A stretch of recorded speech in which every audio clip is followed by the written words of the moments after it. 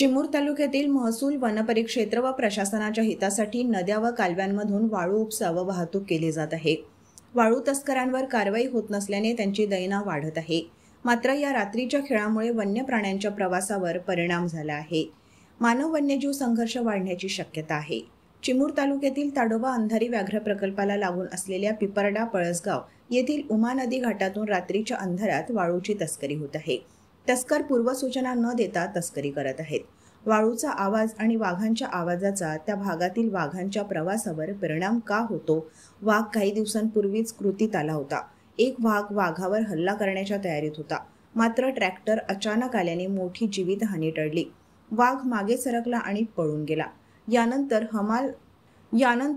हमाल आपला जीव आपल्या तळहातावर घेत ट्रॅक्टरच्या दिशेने धावत पळत गावाकडे निघाले। गावात जोरदार चर्चा झाली। वाळू तस्करीने मानव वन्यजीव संघर्ष वाढणार असल्याचे वन्यजीव प्रेमींचे म्हणणे आहे। वाळू उत्खनन व वाहतुकीपासून धोका निर्माण झाल्यास वन्य प्राणी कोणालाही मारण्यास मागे पुढे पाहणार नाहीत, अशी परिस्थिती निर्माण झाली आहे। वन्य प्राण्यांच्या सुरक्षेसाठी नागरिकांच्या विरोधात कायद्याची व्याप्ती वाढवणारा वन विभाग वाळू तस्करांवर कारवाईची व्याप्ती कधी वाढवून त्यांचे हितसंबंध जोपासणार याकडे नागरिकांचे लक्ष लागले आहे।